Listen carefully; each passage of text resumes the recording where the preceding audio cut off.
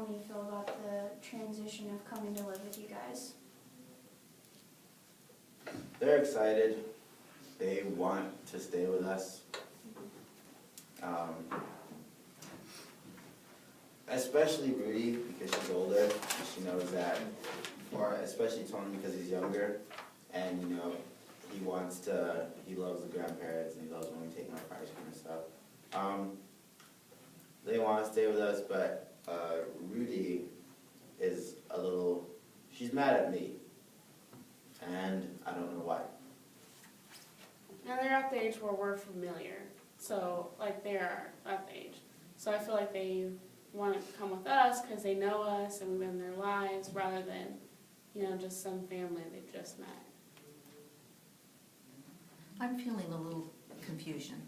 You said they've been in foster care for a couple of years and that you live out of state. How frequently do you get to see the children? We don't get to see them as much because the mom won't let any of it happen.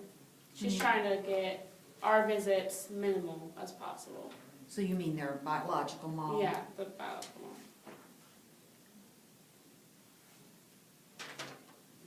So in the course of 6 months, how often do you have contact with the kids? We've seen them 3 times maybe.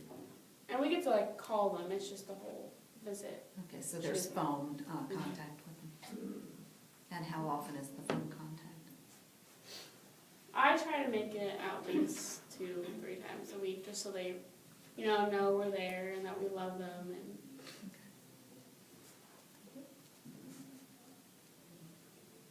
Can you tell us a little bit about the maternal side of the family, the biological mother? Will there be anyone who's seeking out custody on that side of the family, maybe? I haven't heard much of, or seen much of, her parents trying.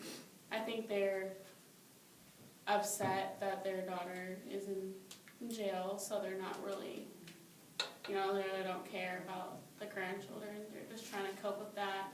So right now it's just, and family-wise, it's just us trying to get them in foster care. Or out of foster care, I'm sorry. Can you tell me what put them in foster care at the beginning and not with you? The mother, she does not want us at all, and even when it was, the mom and the son, we got no visits at all. So she's, again, trying everything in her power to make sure we are not in their lives at all. She's mean.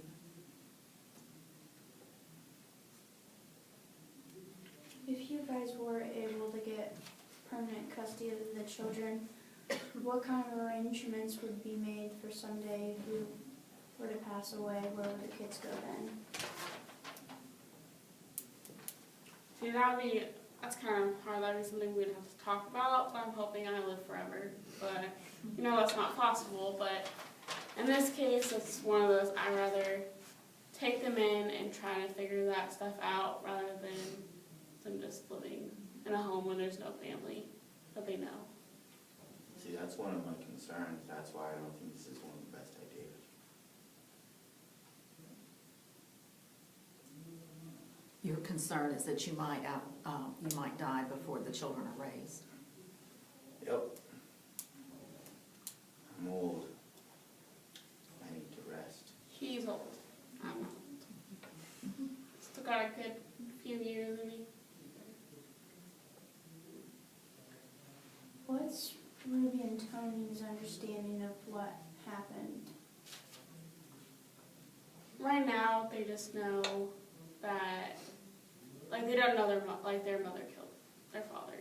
It's one of those at least we haven't said too much of it. They do know their dad passed away and that their mom's in jail, but we haven't really connected the two with them yet. Just because that's kind of a hard thing to tell an 8- and 7-year-old, Sure.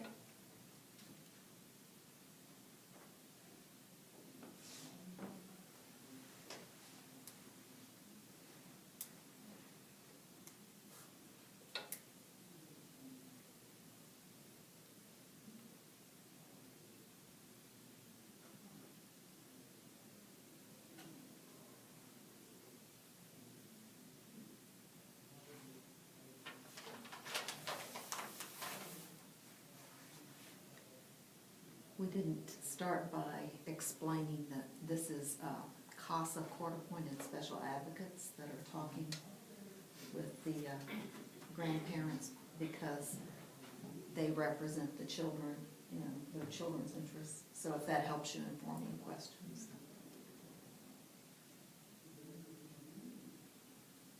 Can you tell me how many homes they've been in the last 2 years? 3. How long have they been in their current home? About 6 months. Do you have any understanding of what the foster family, if they would have any interest in keeping the children? Not that I know of. We haven't, like I said, been able to talk as much with the foster care parents or get to know exactly what they kind of want to do. How would you feel about that if you knew they were in a safe home? That would make me feel a lot better. That would let me know that, okay, they're being taken care of by good people, that they're safe, and they'll be raised in a good place. So I would be happy with that.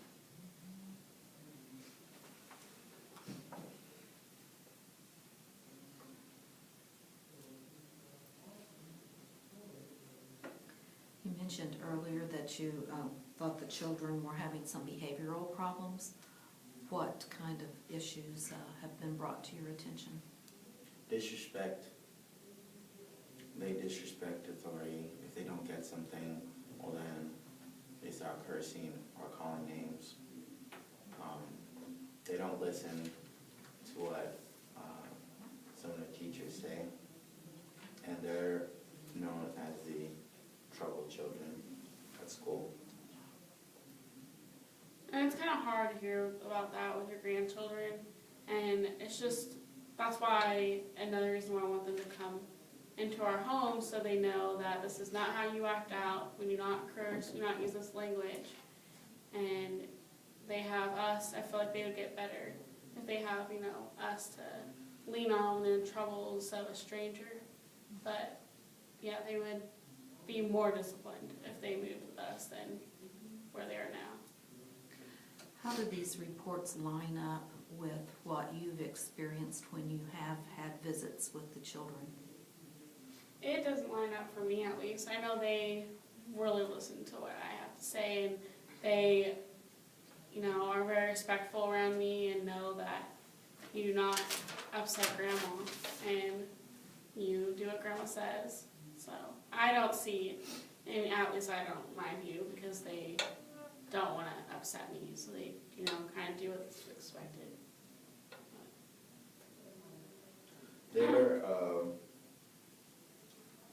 They act differently around me than they do around her. I don't know if it's my personality, but I do give them a lot of chores, and I make sure to let them know. I tell them what they can and can't do. I'm a very logical person, and so I make that known to them. And I think that they don't like the fact that I don't give them so much free rein. So you see their behaviors dependent on how they view each of you. You guys have talked a lot about establishing discipline in the home. What would that look like? It'll be just like chores every day, and make sure we get your homework done first, and just some things like respect and certain language that you do and do not use, and just asking us if you can go anywhere, or just curfews, just the simple things that our son never listened to. I don't think it's too much demanding to ask, but my son and my husband think otherwise.